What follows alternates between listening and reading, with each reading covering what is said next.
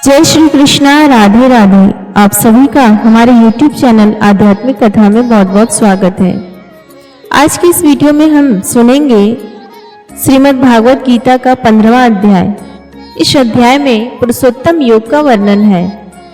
श्री भगवान ने कहा, हे अर्जुन, इस संसार को अविनाशी वृक्ष कहा गया है, जिसकी जड़ें ऊपर की ओर हैं और शाखाएं नीचे की ओर, तथा इस वृक्ष के पत्ते वैदिक स्रोत है। जो इस अविनाशी वृक्ष को जानता है वही वेदों का जानकार है। इस संसार रूपी वृक्ष की समस्त योनियां रूपी शाखाएं नीचे और ऊपर सभी ओर फैली हुई है। इस वृक्ष की शाखाएं प्रकृति के तीनों गुणों द्वारा विकसित होती है। इस वृक्ष की इंद्रिय विषय रूपी कोपले हैं।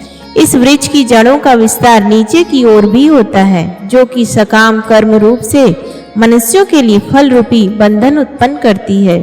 इस संसार रूपी वृक्ष के वास्तविक स्वरूप का अनुभव इस जगत में नहीं किया जा सकता है, क्योंकि ना तो इसका आदि है और ना ही इसका अंत है और ना ही इसका कोई आधार है।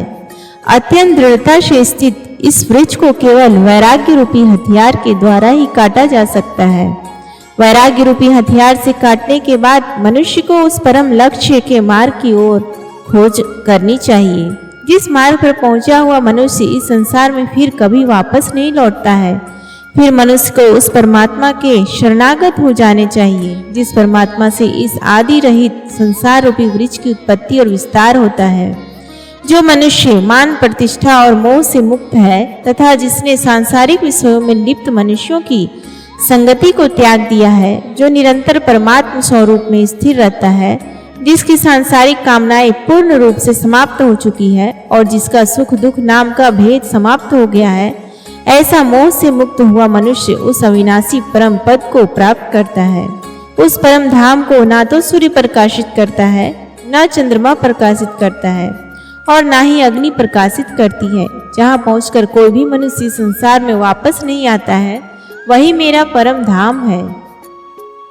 हे अर्जुन, संसार में प्रत्येक शरीर में स्थित जीवात्मा मेरा ही सनातन अंश है, जो कि मन सहित छहों इंद्रियों के द्वारा प्रकृति के अधीन होकर कार्य करता है। शरीर का स्वामी जीवात्मा छहों इंद्रियों के कार्यों को संस्कार रूप में ग्रहण करके एक शरीर का त्याग करके दूसरे शरीर में उसी प्रकार चला जाता है, जिस प्रकार वायु गंध को एक स्थान से ग्रहण करके दूसरे स्थान में ले जाती है।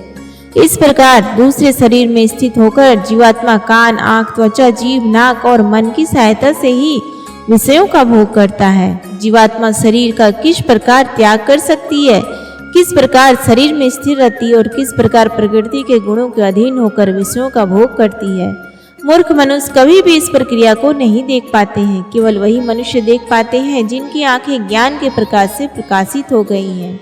योग के अभ्यास में प्रयत्नशील मनुष्य ही अपने हृदय में स्थित इस आत्मा को देख सकते हैं, किंतु जो मनुष्य योग के अभ्यास में लीन नहीं लगते, ऐसे अज्ञानी प्रयत्न करते रहने पर भी इस आत्मा को नहीं देख पाते हैं। हे अर्जुन, जो प्रकाश सूर्य में स्थित है, जिसे समस्त संसार प्रकाशित होता है, जो प्रकाश चंद्रमा में स्थित है, जो प्रकाश अग्नि में स्थित है, और उस प्रकाश को तू मुझसे ही उत्पन्न समझ।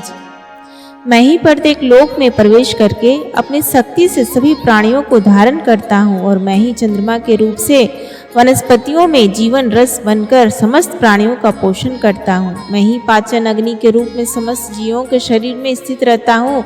मैं ही प्राण वायु और अपान वायु को संतुलित रखते हुए चार प्रकार के चबाने वाले, पीने वाले, चाटने वाले और चूसने वाले अन्नों को पचाता हूँ।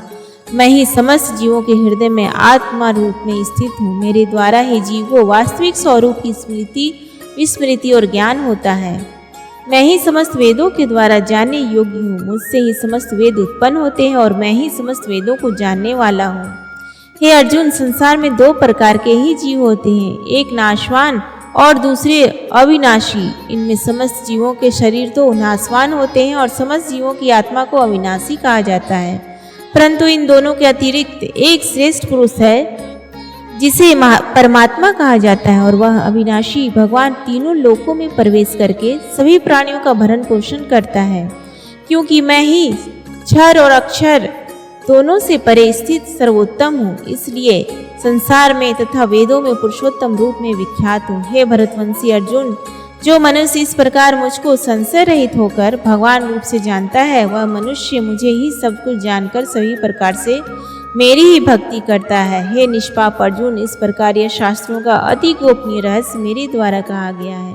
हे भरतवंशी, जो मनुष्य इस परम ज्ञान को इसी प्रकार से समझता है, वह बुद्धिमान हो जाता है और उसके सभी प्रयत्न पूर्ण हो जाते हैं। इस प्रकार उपनिषद, ब्रह्म विद्या तथा योग शास्त्र रूप श्रीमद् भागवत गीता के श्री कृष्ण अर्जुन संवाद में पुरुषोत्तम योग नाम का 15वां अध्याय संपूर्ण हुआ। प्रेम से बोले श्री कृष्ण भगवान की जय।